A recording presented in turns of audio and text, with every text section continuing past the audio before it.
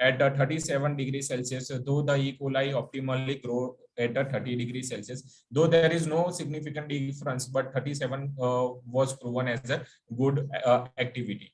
For different initial medium pH plays a crucial physiological role for the production of such a multimeric enzyme.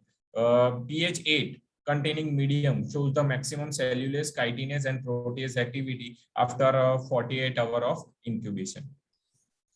This particular cassette was inducible, and it is induced by the IPTG, which is an mimics like a allolactose molecule, which trigger the operon.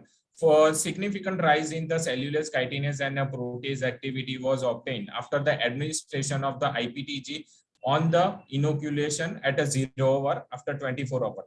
To obtain the very right window for the maximum production of recombinant protein having the cellulase, chitinase, and protease activity, we have found that after 24 hours of introduction of IPTG from the 0 hour gives the maximum result of cellulase, chitinase activity, but in case of protease the result got delayed. But hence it is a multimeric protein. We have considered 24 hours of IPTG induction and 48 hours as an harvestment of a protein. Now coming to the design of experiment, this was done using the design expert with central composite quadratic model, which is having the total 20 runs with 2 randomized blocks. These 3 factors such as glycerol act as a carbon source, yeast extract as a nitrogen source, and salts cocktail solution was chosen with 2 higher and lower level, which comes with the experience of past experimental data. The very first 3 columns gives the idea about the design of experiment with 3 variable, while the last 3 column gives the response regarding the cellulase, chitinase, and protease activity. The maximum activity comes in run number 14, which is showing, which is having the 1 gram% of glycerol, 1.5 gram% of yeast extract, and 1.25% of cocktail salt solution. Now coming to the analysis of variance for the cellulase, chitinase, and protease was done for each response, and all 3 model got the significant fit, and the lack of fit was non-significant, which is good for model to fit for the statistical analysis. Now the 3-dimensional response surface curve and contour plot suggests that intermediate concentration of all 3 variable gives the maximum activity rather against the maximum and minimum concentration of all 3 variable, and similar pattern was obtained in case of chitinase assay as well as the protease assay. Now coming towards the statistical analysis, the standard deviation was remain low around 3, 2, and 0.1 for the cellulase, chitinase, and protease. The cumulative variance also suggests that for cellulase and chitinase, it will remain around 4. That means if this experiment is conducted for 100 times, there are likely chances that similar results are obtained for 97 times. And for in the case of protease, similarly 91 times similar result will obtain. The R-square value obtained is close to 1, and it is far better than the predicted R-square value, which is good for the model. Now the model, the software suggested these 3 concentration for the validation. The validation was done in replication, and similar cellulase, chitinase, and protease activity was obtained. Now comparing the entire 1 factor at a time approach and statistical RSM approach, we have significantly increased the cellulase and chitinase activity for almost 4-fold after the optimization, and in case of protease, the activities got increased almost 15 times after the experimentation. There are many experiments were conducted before reaching to this conclusion. other variables bringing the physico-chemical parameters and carbon, nitrogen, and other media component bringing together into the RSM got the epic failure during the experimentation. So we have come to know that keeping the physico-chemical parameter at the bay at one factor at a time strategy, and carbon, nitrogen, and salt component for RSM is a good strategy to optimize any fermentation product. Thank you all. These are the references and these are the supplementary data from where all this activity was obtained. Okay. Thank you, Sanket Kumar. Sanket Kumar, just give answer in brief. Why two approaches in the optimization that you feel that needed? That is a one factor at a time as well as statistical model. Can we, why one should not go directly to the statistical approach? Sir, because a microbial system always a dynamic system. When we bring in so much dynamism directly going towards the statistic analysis, the data which obtain will not fit most of the time. When we nullify certain parameters such as time, temperature, pH, aeration at a one factor at a time, we got the clear idea, because of many of the time temperature also influence the viscosity of the medium, absorb some of the carbon, nitrogen sources by the microorganism. So in that case, some of the thing can nullify on the earlier stage. Then only we have to focus on the carbon, nitrogen, and other growth factor containing media components. For that purpose, Plackett-Berman design is the preliminary step which will replace or which doesn't require OFAT approach, because there we have you can have an increased number of parameters and all one at a time can be seen under the few approaches. So that could have saved your time in the OFAT approach, and then you could have concentrated more on the more other parameters also. That will give statistically supporting with level of significance which factors are really influencing your production of these fusion proteins or fusion enzyme production. Okay, yes, sir. I completely agree with you. We have also done for Plackett-Berman design, but Plackett-Berman design analyzed with two variable, plus variable and minus variable, and we have not got a good significant factor. So we have shifted towards the OFAT, which is always a time taking and it requires more effort, but somehow we have managed to come to this conclusion. Okay, it is nice to know that you have considered it. Okay, let us move with this. Thank you. Let us move to the next presenter, Ankurita Bhaumik. Yes, sir. Yes, sir. I am present. Yeah, please start your presentation. Meanwhile, I will read your topic. The treating multi-drug resistant Klebsiella pneumoniae biofilms with weak protic acids, an alternative to antibiotics. So my screen is visible, right? Yeah, it is visible. Your voice is also visible. You are seen on the screen. You may start your presentation. Time starts now. Okay, sir. A very good evening to everyone. My name is Ankurita Bhaumik, and currently I'm working as a PhD scholar at Tripura University under the supervision of Dr. Ashwini Chauhan. Today, the study that I'm presenting is treating multi-drug resistant Klebsiella pneumoniae biofilms with weak protic acids as an alternative to antibiotics. So in the next 5 minutes, I will cover briefly my background, followed by the aims and objectives, and discuss the results that we have obtained so far, finally wrapping with the conclusion.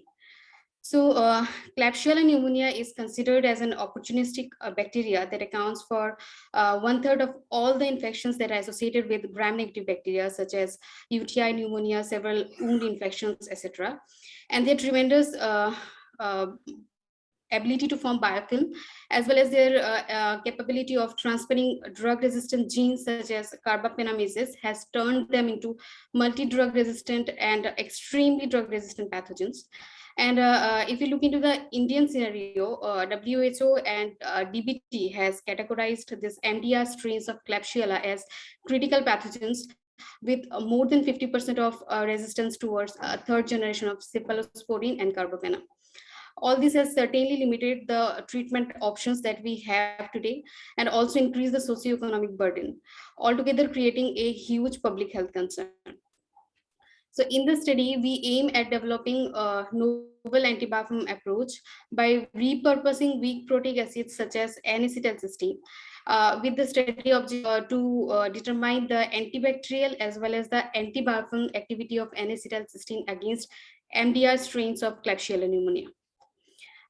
So in this COVID era, we must be very much familiar with the product N-acetylcysteine because it is used in COVID patients to dissolve the thick mucus as well as the platelet aggregation that is a key factor of COVID infection. Now, it is basically a derivative of the amino acid L-cysteine that has both mucolytic as well as antioxidant property. And it has been enlisted by WHO among the global essential medicines. In this study, we have used 10 MDR strains of Klebsiella pneumoniae that were gifted by Dr. Anusha Rohit from the Madras Medical Mission Hospital. And as you can see from this diagram, that almost all the strains that we have used in the study were extremely resistant to the antibiotics that we have used.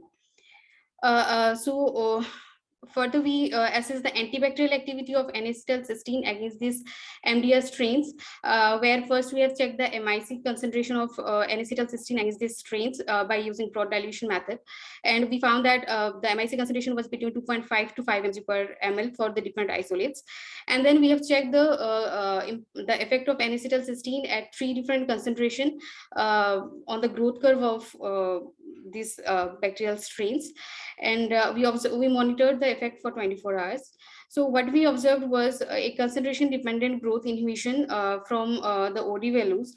However, when we check the viable cell count by determining this cell viability using CFU per ml assay, we observe no viable cells when we at a concentration of 8 mg per ml and above. So further, we have assessed the antibiofilm activity of N-acetylcysteine at different concentration against this against the mature biofilms of Klebsiella pneumoniae.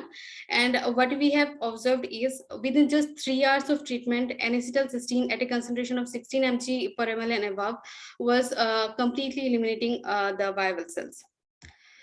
So with that, I would like to conclude saying N-acetylcysteine can effectively eliminate the biofilm cells of MDR isolates of Klebsiella, and hence it can be repurposed as a potential therapeutic agent to treat multi-drug resistant Klebsiella infections.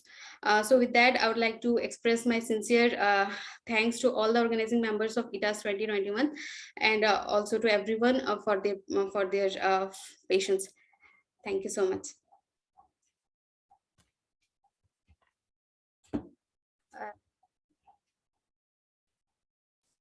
Sorry, sir.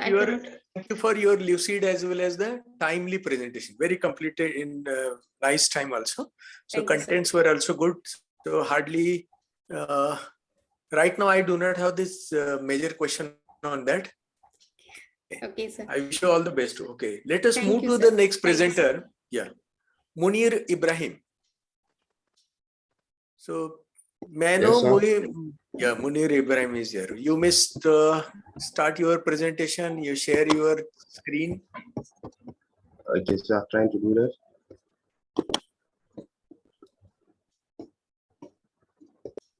Let me know from where you are presenting, Munir.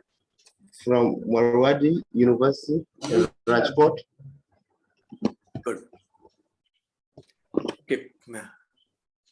Are you able to show the share this screen and go for presentation? Yeah. Okay, his topic of presentation is assessment of herbal medicine adulteration using DNA metabar coding and chemical analysis. Right. My screen, sir. Yeah. Can you see my screen, sir? Now it is getting activated. Right now, not seen.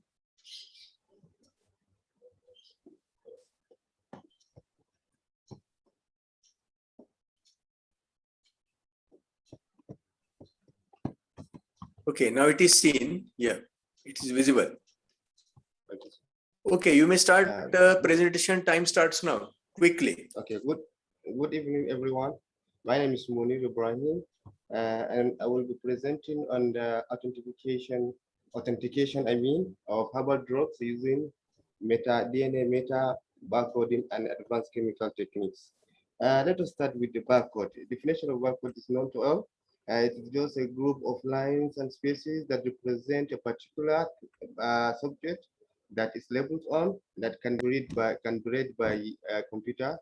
So also, the DNA barcoding is the use of sequence of the DNA of a particular organism to identify certain kind of organism or species of the organism. So the technology of DNA barcoding was proposed in was proposed in 2003. It is used for accurate identification of species, and it has been advancing for almost 10 years now. And the procedure is very straightforward.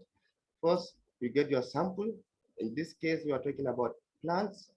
So we get our sample, then extract the DNA, select the molecular biomarkers, run the PCR for amplification of the gene, then carry out the gel electrophoresis to visualize the amplicons of the after PCR process.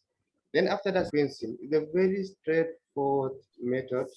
After sequencing, you will get a lot of data that you need to use bioinformatic tools to analyze the data and at the end obtain the specific species of that plant as shown here.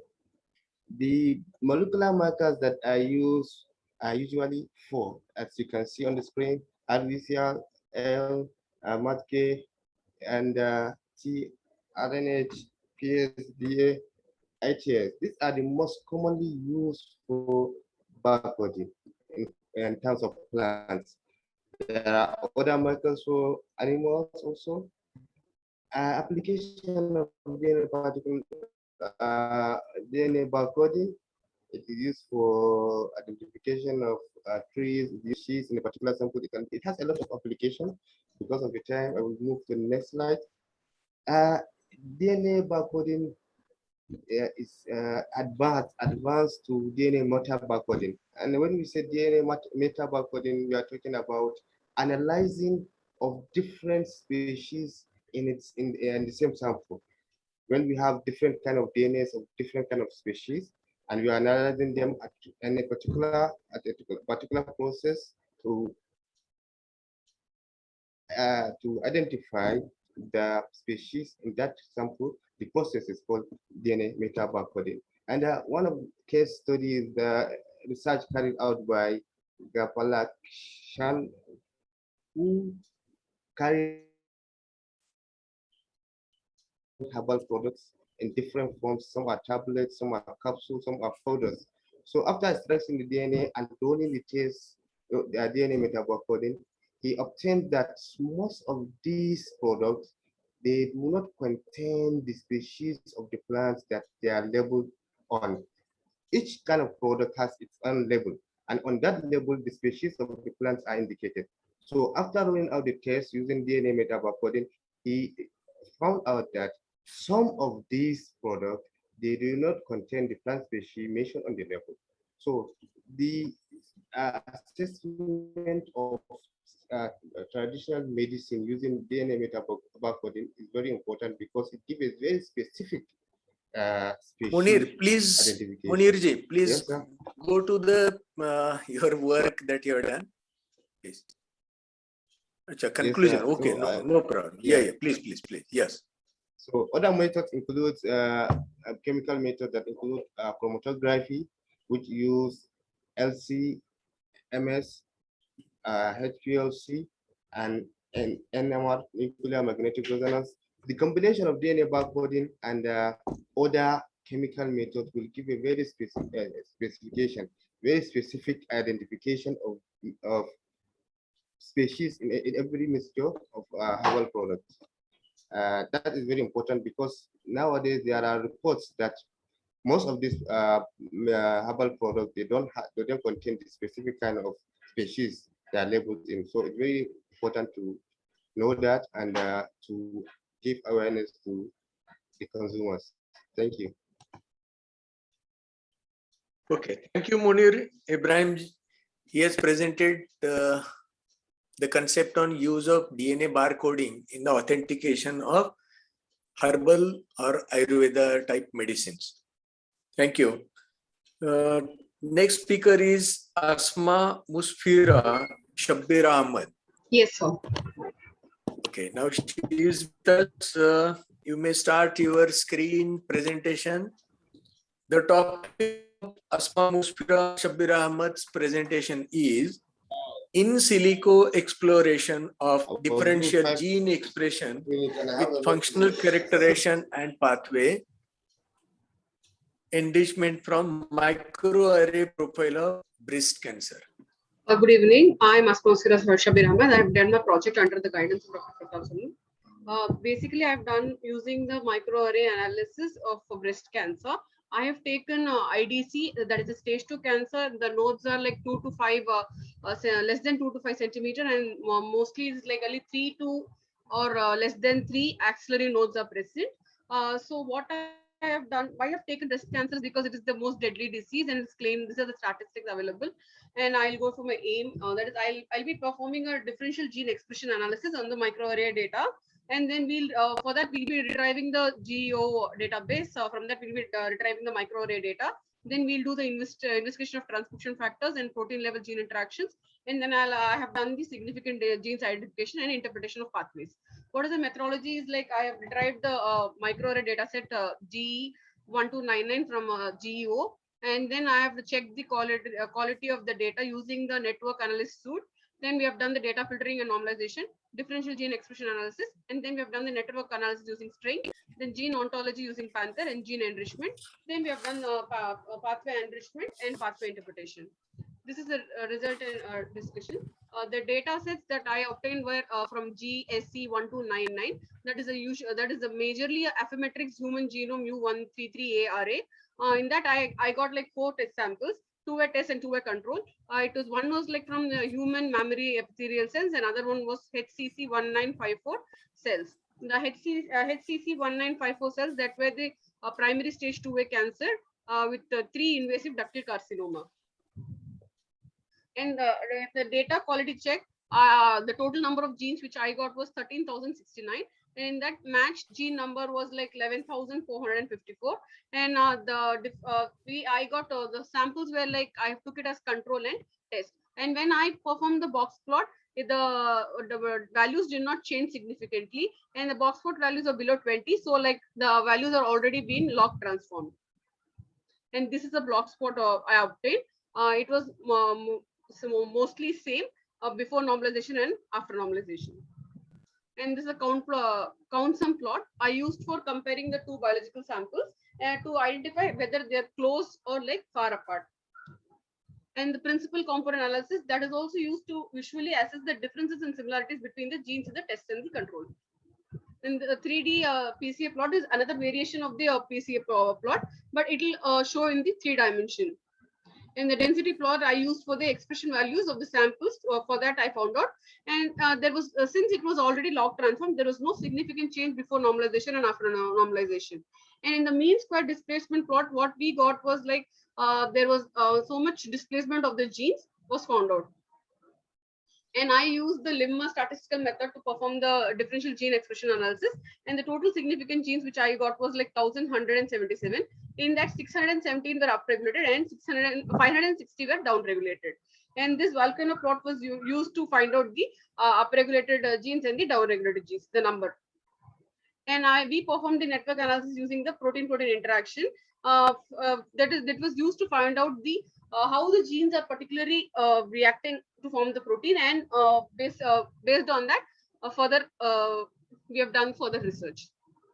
Then I performed the gene ontology function using Panther. In that I have taken 3 functions: molecular function, then biological process, and protein class. In biological functions, I took 25 significant genes. In that function hit was 28. And these are the significant genes which we identified for the molecular functions. And for the biological processes, again, the total genes were 25. But the process hit which I obtained was 79. And the significant genes for this biological process were like identified. And for the protein class, again, the total significant genes was 25, and the protein class hits was 28. And the protein class genes which were significant genes were identified or given here. And this is the expression of the significant genes which identify. Mostly all the genes were upregulated. You can see from the control the test genes are highly upregulated. And this is a gene set enrichment analysis performed.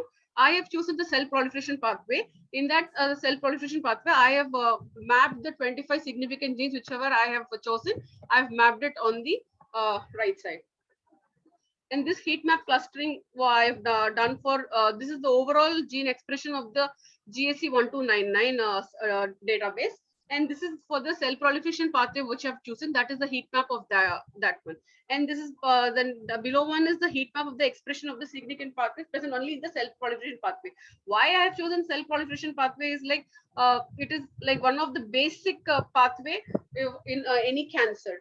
And this pathway enrichment analysis, again, it shows how the cell proliferation pathway is interacting with the other pathways present in the cancer cells.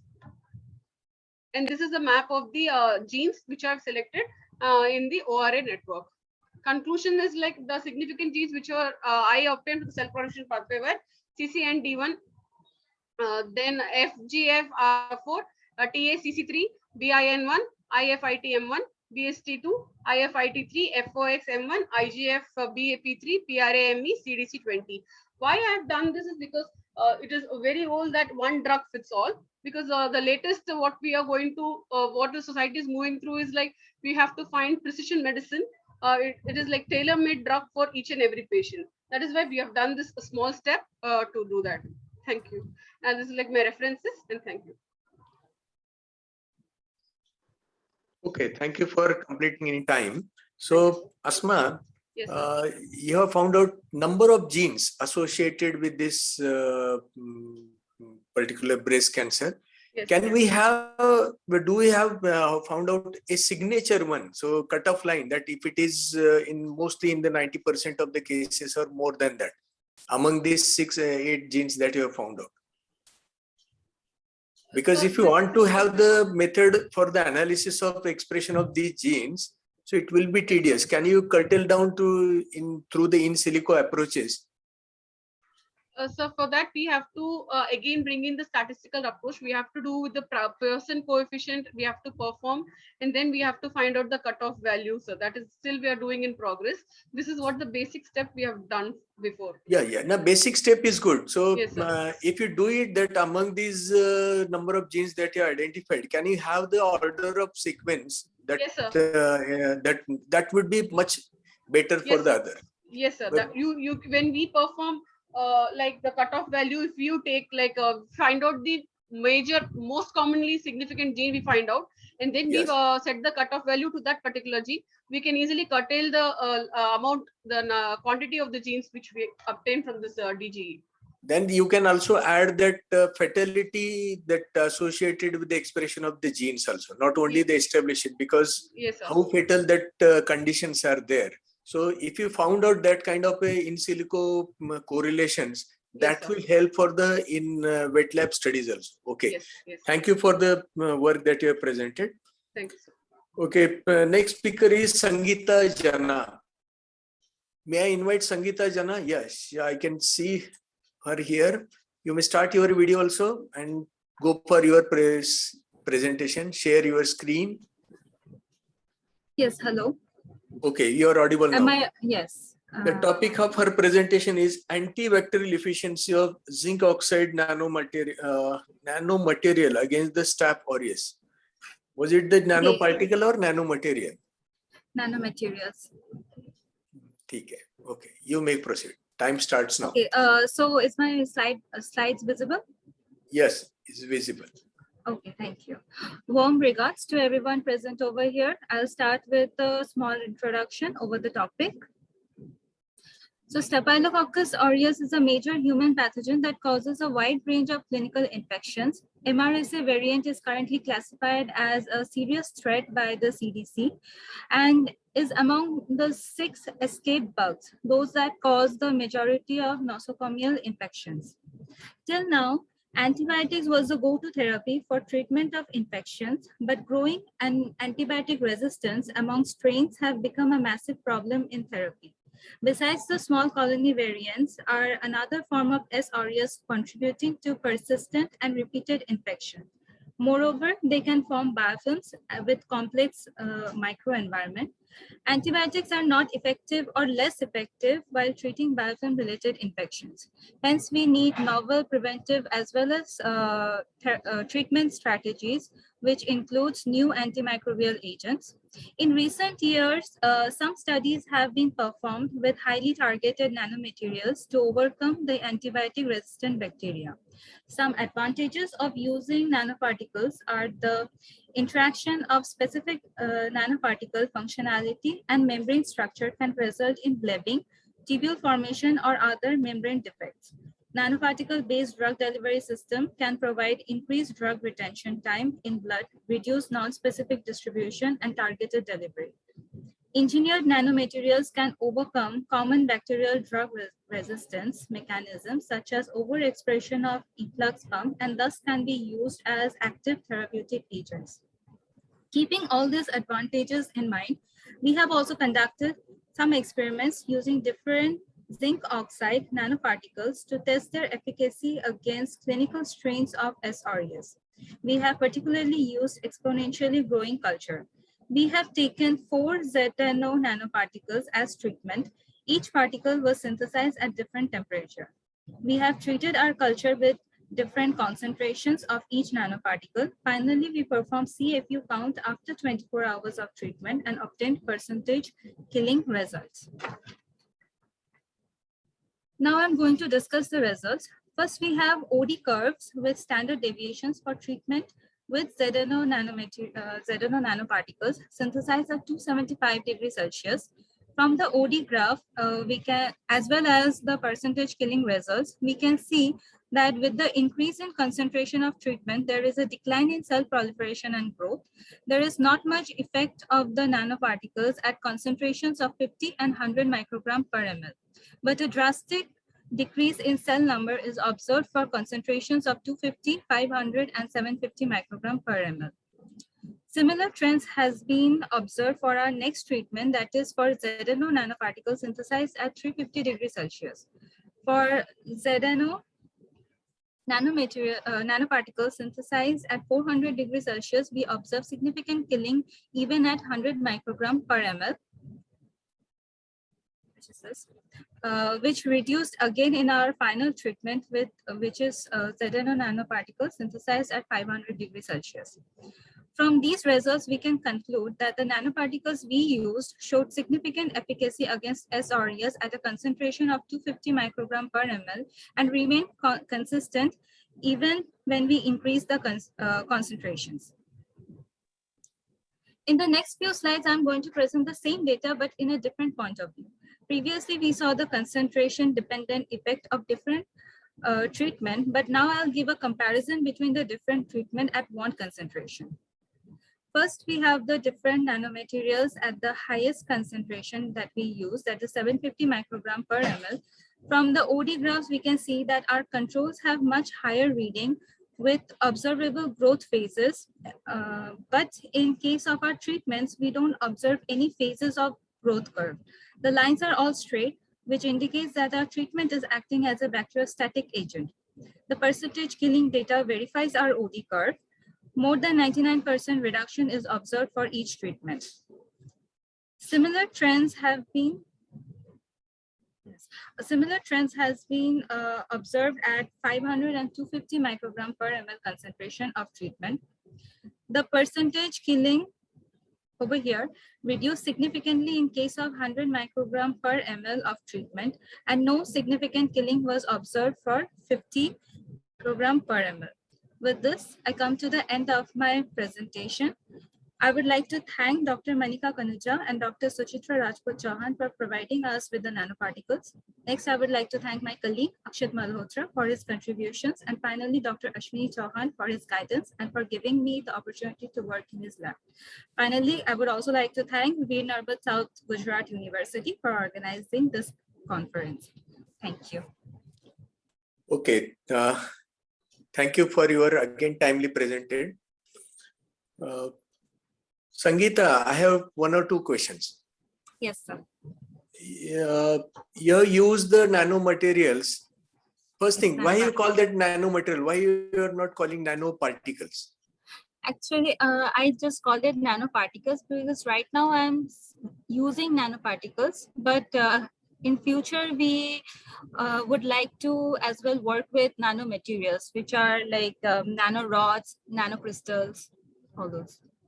Okay. Second thing is that you have used the different zinc oxide particles which are synthesized at different temperatures. What would happen if you prepare the nanoparticles at different temperatures? That is what we tried to see, that if there is any difference, but we No, observed you have that- seen, you have observed with the activity. I'm asking about the structure. Have you structure gone to like, yes, in here the particles that we use, like the ZNO nanoparticle, which was synthesized at 275 degrees Celsius, that had a structure of 80 nanometer width, and the particle that was synthesized at 500 degrees Celsius, that has a structure of 90 nanometer width. Particle width is 90 nanometer. So not a much variation there. Yes, Then not much variation. if there is some kind of a variation in the size, what do you think that will have the different properties on the in terms of antimicrobial activity? Actually, studies are going on. Literature, there are different literatures also which has shown that if it is size dependent. There Okay, are then different the studies. last question is that it is that suggestion that you are working working concentration of nanomaterial that was around up to 100 to 700 ppm micrograms per ml. So that you have shown it. 750. So 750. that the 750. So that is very high concentration in terms of the parts per million, especially we talk of the metal ions, transition metal ions. So just look into that matter.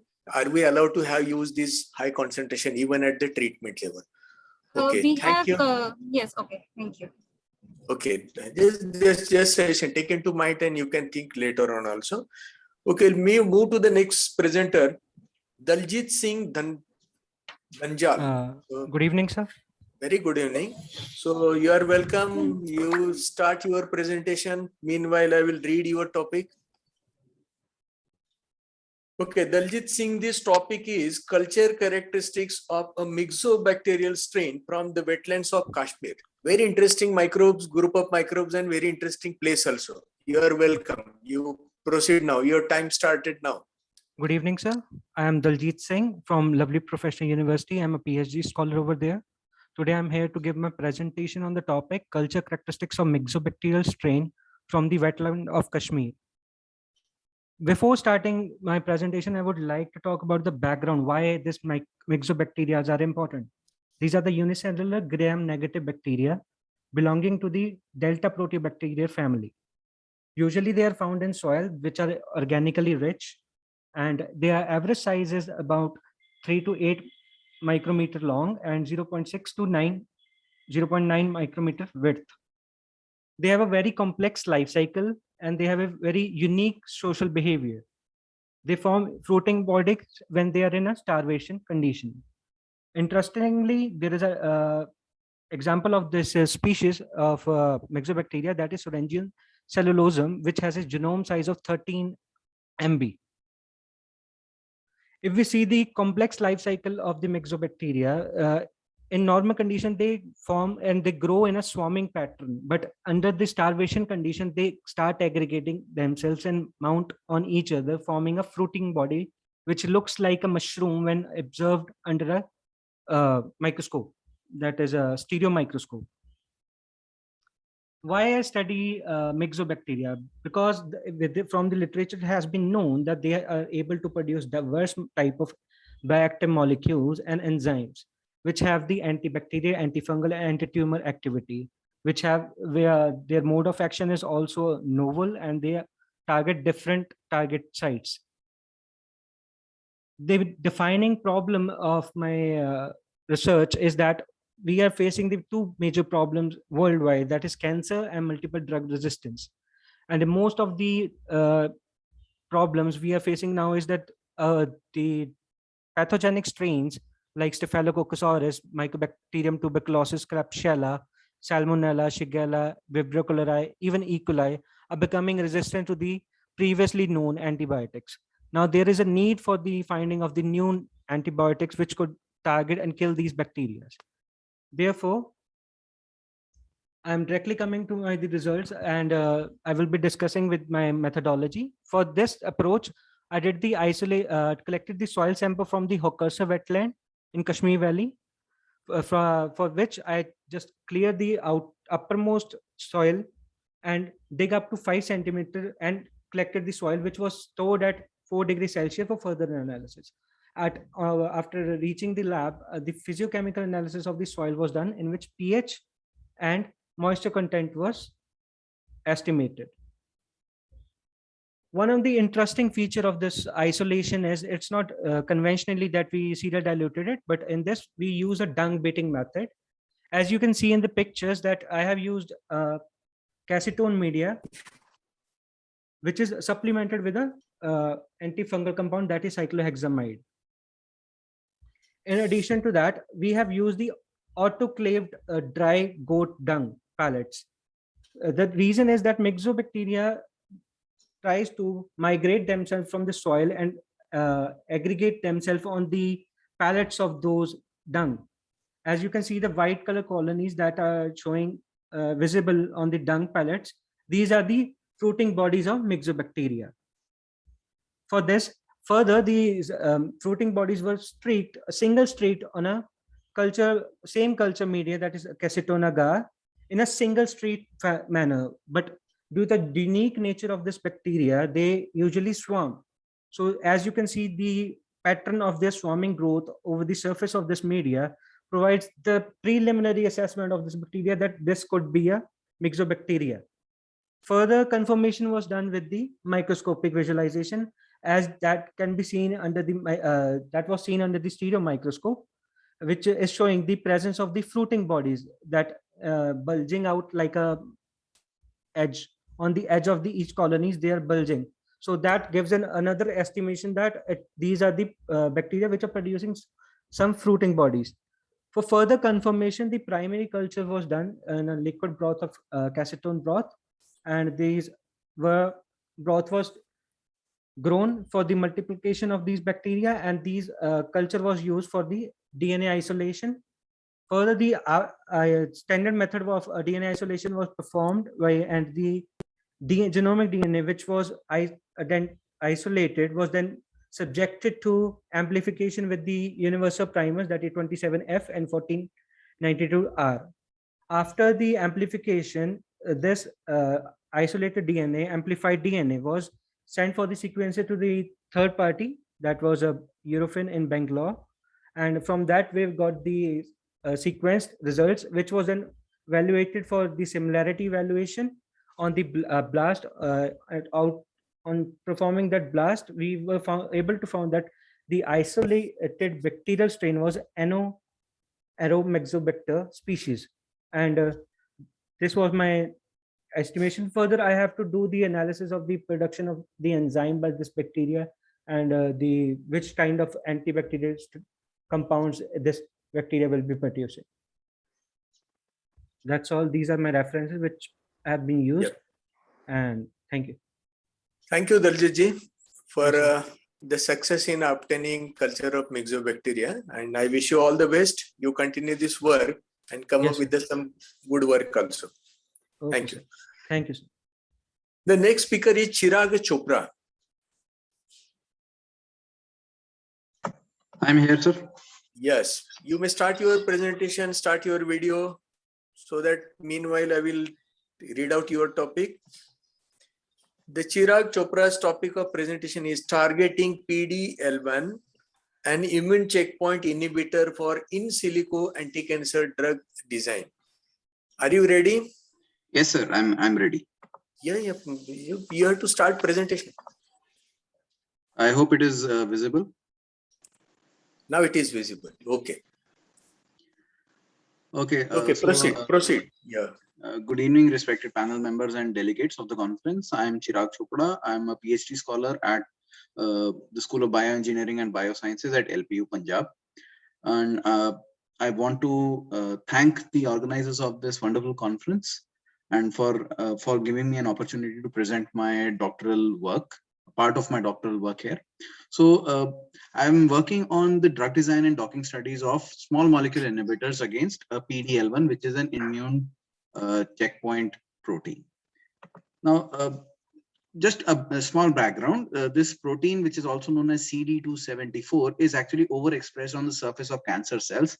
Now, normally I would not bother about such a protein. Nobody would, look at this protein too much because there are thousands of proteins that are overexpressed on cancer cells. But the problem here is PD-L1, when it is expressed, it not only hides from the immune system, it not only enables the cancer cells to hide from the immune system, it can actually inactivate them. And that is why this particular protein, which is programmed death ligand 1, is so important. So there are studies that show high level of soluble PD-L1 in the plasma even of cancer patients, which is unlike most proteins, which are usually other proteins are bound to the cell surface, but PD-L1 is found in detectable limits in cancer patients in the plasma samples. And since this is an immune checkpoint inhibitor, and I have to give a little bit background about immune checkpoint blockade, which is currently the leading therapy in anti-cancer regimen, because antibodies are found to be very, very effective. There are several cell surface receptors such as EGFR that have been targeted, but again, the antibodies again PD-1 and the ligand PD-L1 and PD-L2, these antibodies are gaining more and more attention. For example, there's atezolizumab, avelumab, durvalumab. All of these are FDA approved antibodies and very frequently used in cancer. So the question that arises for me is, why should I target PD-L1 when we have such good drugs? The problem is antibodies are expensive. We cannot get them at an affordable rate, and there is only a very small limited class of molecules that have shown antagonization of PD-L1, and those compounds, they belong to a family called the BMS family, and one such compound is BMS1166. So in my research, what I am doing is I'm following a similarity search approach to find out ligands that match the structure of the well-known BMS116. So for that, I have used the ChemMine similarity search tool for using the BMS1166 as an input, and to find out which drugs are structurally very similar to the BMS1166. And the results that I have got were of the molecules. I have done a docking study with the PD-L1, and the results that I got were beyond shocking for me and surprising as well. The list of drugs that I got were filtered using the binding affinity range. So the BMS116 shows a range of -6.8 to -6. So for all readers, the more negative is the value, the better is the drug. So I could find that there are several drugs, glyburide, indomethacin, vinblastine, doxorubicin, that had more negative values. Now I could not do much about vinblastine and doxorubicin because their anti-cancer activity is well known already. Why I chose glyburide and indomethacin was because this not only gives me a chance to test these drugs against the PD-L1, but also a chance to use these drugs and prove the concept of repurposing of drugs, because glyburide is a well-known anti-diabetic drug and indomethacin is a well-known non-steroidal anti-inflammatory drug. So this research of mine gives me significant potential for repurposing these drugs. So I did the mapping of the binding sites of BMS116 and then compared that with the data for glyburide.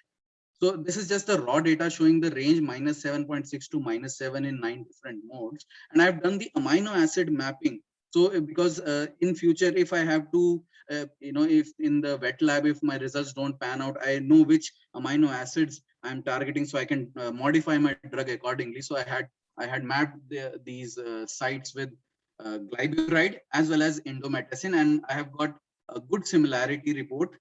Next, what I did was I went to the drug likeliness analysis, and that I did using the ADMET analysis. So what I saw was that the molecular weight of both my drugs, glyburide and indomethacin, were below 500, which is highly desired.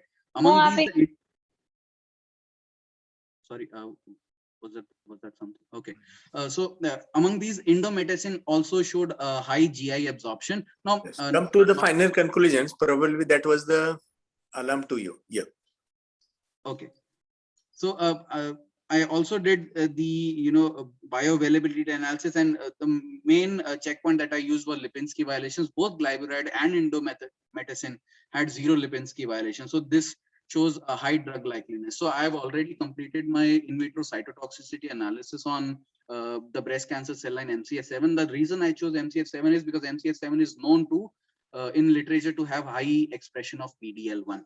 So I have got a very reasonable IC50 value of 14.8 molar micromolar and 11.03 micromolar. So I'm confident to proceed it with the in vivo, on the murine tumor model. So this is the summary of what I have done till now. Glyburide and indomethacin pending evaluation, of course, because the work is still in silico, and only 1 or 2 cell lines that I have tested. I have not given all the results here because they are still unpublished. But pending evaluation, they are good potential drugs for repurposing in cancer. These are my references. So thank you all for your attention. Stay safe and healthy. Okay. Thank you, Chopra, for your presentation, and wish you that in wet lab studies also you will succeed further. Thank you. Our next presenter is Jenisha Dudat. She's from Thailand. Yes, sir. I'm here. Very nice to have you. Okay, you may start your presentation. Can you see my slides, sir? Yeah. Meanwhile, I will read the topic of her Jenisha Dudat. She is from Thailand, and her topic of presentation is diversity of hydrolytic enzyme producing thermotolerant yeast from the food waste. Okay, you are welcome. Now you start your presentation. Thank you, sir. Good evening, all of you. Today I'm going to present on my research work is diversity of hydrolytic enzyme producing thermotolerant yeast from the food waste. These are the objectives that to isolate the thermotolerant yeast from the food waste and to search for a novel yeast species from the waste, and also the screening for hydrolytic enzyme producing thermotolerant yeast. And after that, we will investigate the diversity of hydrolytic enzyme producing thermotolerant yeast from the food waste. The first objective to isolate the thermotolerant yeast from the food waste. So for that, we collected different samples from the in the university different canteens, and then we isolate by conventional isolation method by doing spreading on the YPD agar with the sodium propionate and chloramphenicol antibiotic, and then incubated at 37 and 40 degree temperature until the colony become visible. And then for the purification, we pick up the colony and then we streak the by 4 flame, and then we kept that yeast into the minus 20 degree temperature and with 30% of a glycerol in creator.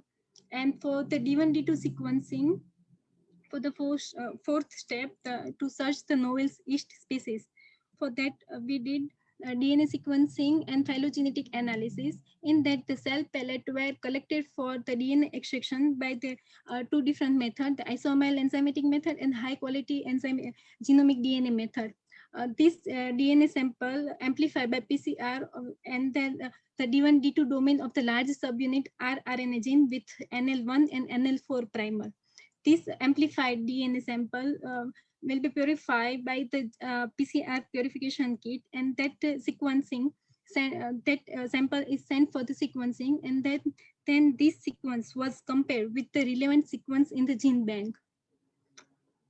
Also, did the phenotypic characterization by doing physiological, biochemical, and morphological tests. In physiological, the carbon sources, nitrogen sources, fermentation of the carbohydrates, growth in vitamin-free medium. Also did the growth at the different temperature, urea hydrolysis test, and osmotolerant test.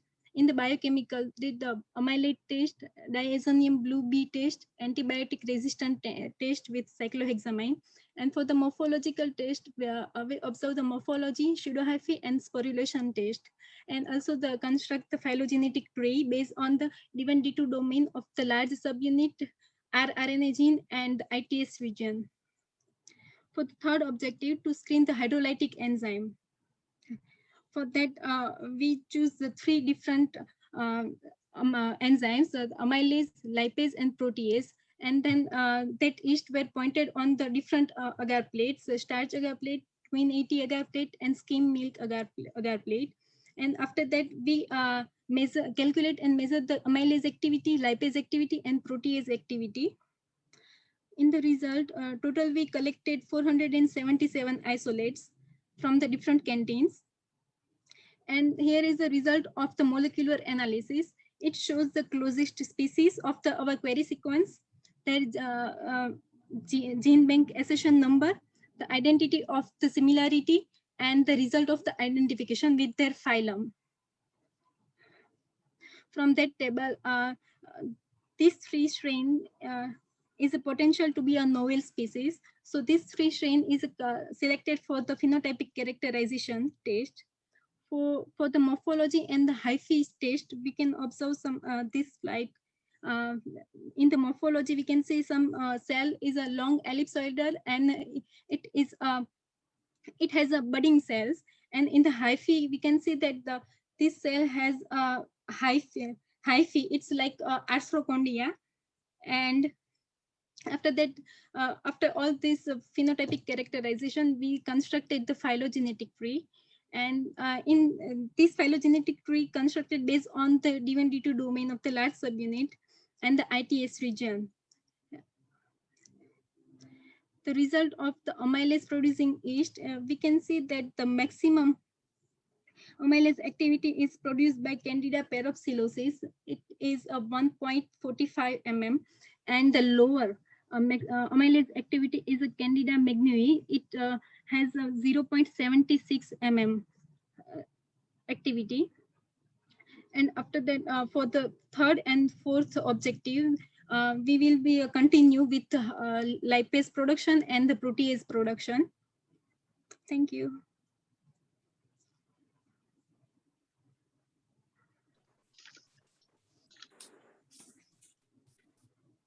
Thank you, Janisha, for brief and neatly presentation.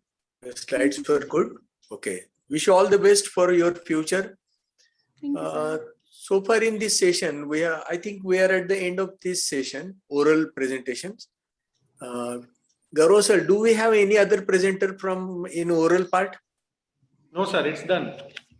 Okay. In this session, we had 16 registrations for the oral presentation, and out of that 15 have successfully presented their work. These presenters, if you see the geography of presenters, it starts with the Gujarat, Maharashtra, Punjab, Tripura, Kashmir, and also went to the abroad like Indonesia, and as well as we have to the Thailand also. So this is the good success of this in any international conference, that if the virtual mode is given, we can reach from our native place from Gujarat to the directly to Thailand as well as the Indonesia, these parts. So, and the topics covered in this 15 presenters was also a variety. It starts with the in silico also. In between we have some different enzymes also. We have seen different isolations of unique microbial groups also. So that covers the most of the phases of the life sciences. And to be a chairman of this kind of a versatile, diverse microbial topics or the life science topics, I feel very comfortable and happy for that purpose. And with these words, I hand over this session to my co-chairpersons, Dr. Gaurav Shah and as well as Dr. Praveen Dudagara. Thank you so much, sir. And I really appreciate your patience and your inputs right? And we are able to complete everything well in time, and that is very much important. And for that, I would like to thank all participants also, Participants. that without much technical glitch, they were ready and immediately they shared and they delivered their best. So this was the true essence of the life science and the participative and the participation from the different states and different countries. Thank you so much, sir, for being with us. It was honor for us to be to have to deliver the whatever the inputs, whatever the suggestions, positive recommendation from you as a chairperson. I thank from all the organizing committee and the on the behalf of both universities, hearty thank you to it, sir. Thank you, sir. And to all participants, again, I am given responsibility to give a concluding remarks of the day. So day one started with the inauguration of our virtual international conference on emerging trends in life sciences. It was inaugurated by our Honorable Vice Chancellor, Dr. Kishore Singh Chowda. It was justified with the august presence of our convener of this conference, Dr. M.N. Reddy, Dr. Jaydeep Chaudhary, in charge registrar, also was present. A keynote address was given by Dr. Randy Adams from Mexico in inauguration session. Track life science was divided into two, that is A1 and A2. A1 was plant sciences and agricultural sciences, where we got 13 oral presentation, out of which 10 were presented and 3 were found to be absent. In A2, biotechnology and microbiology, there were total 29 presentations, 16 presentations, sorry, out of which was absent. So in total, regarding oral presentations, 25 presentations were done and 4 were absent. We had also a plenary session by in A1 Dr. Douglas from Taiwan and Dr. Lalu Radyat from Indonesia. Apart from that, I would like to give my special thanks to both the chairperson, Dr. Krishnamurthy and Dr. Praveen Puranik, who gave their precious time in chairing both the session. Thank you very much, one and all. Another important announcement I would like to make, that posters are already there online. The experts will be assessing them. It is there. Anyone can see those posters. Videos are already uploaded on our link on our website. And in this call, we will keep we will discontinue up at 6:30 sharp.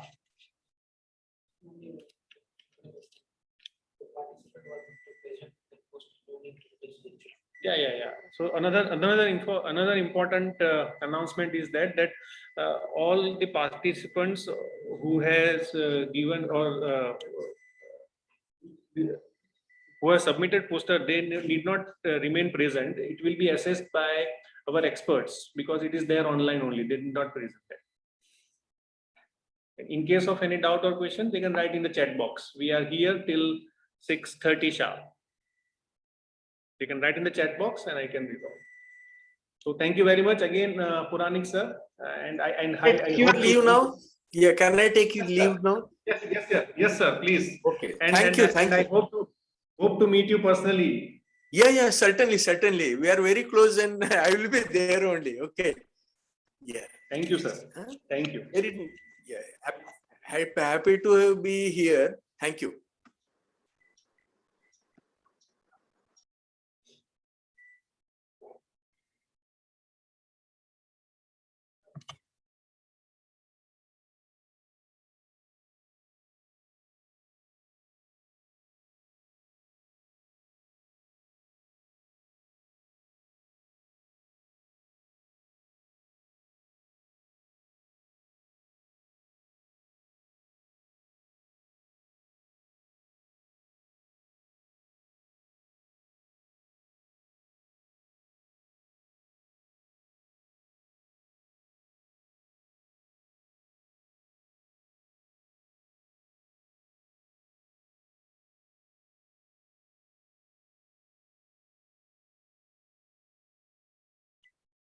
Yes, a link for poster presentation. You can see your poster on the link which we have shared right now only.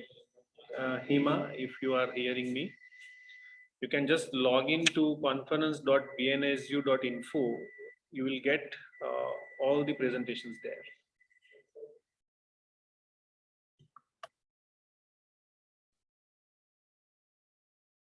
Thank you for participation.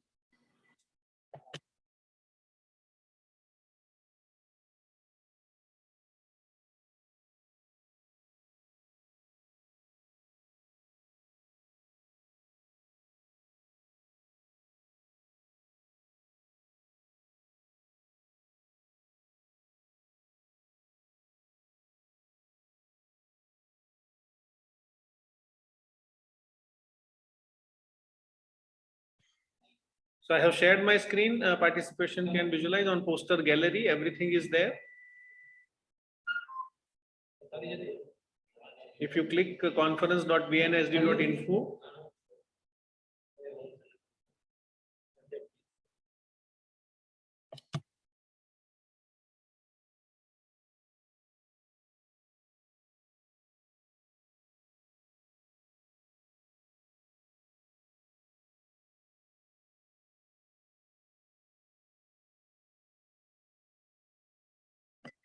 yes, bus. So this is website. This is how it will look, and you can get into that link, and you will get all posters which are already uploaded. Anyone can see that.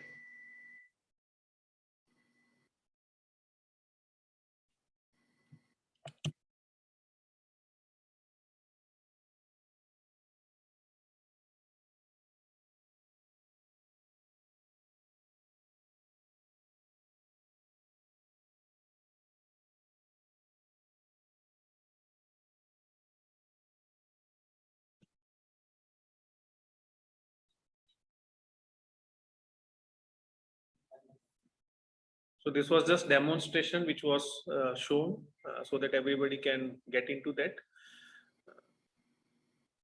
They can watch any videos in any track.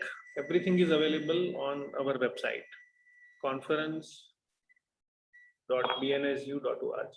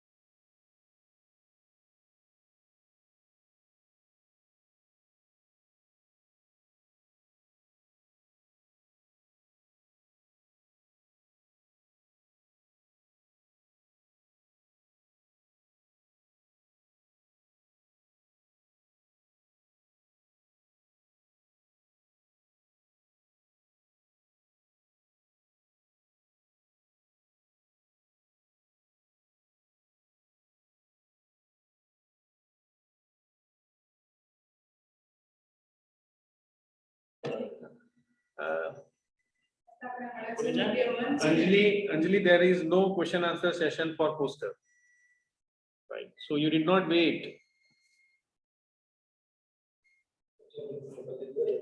A link we have shared, Botany Mehta, we have shared that link. Poster वाले participants को कुछ नहीं करना है, उन्होंने बस अपना poster दे दिया है. That's more than enough. Our experts will assess them, and then whatever the remarks, whatever the things will be there, will be shared with you if at all. उनको कुछ नहीं करना है, बस उन्होंने दे दिया है, उनको अटेंड करना है, वो पोस्टर्स देख सकते हैं. Am I clear, Radhika Thakkar? Yes, thank you.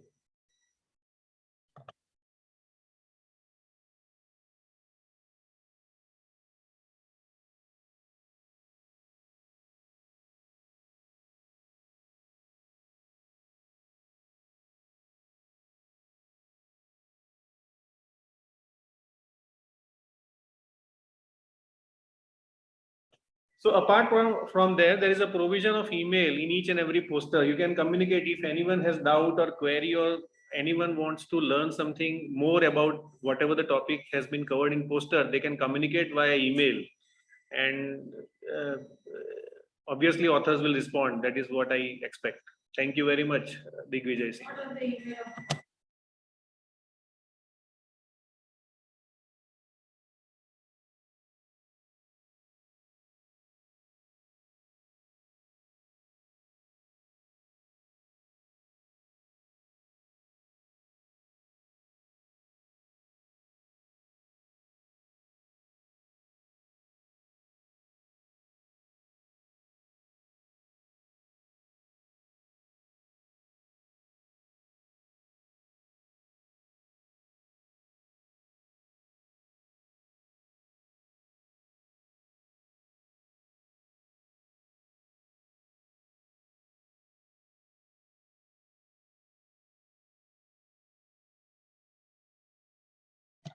See, it will be, Meenakshi, it will be good that you attend, you will learn lot many things, and you have to remain present in valedictory session.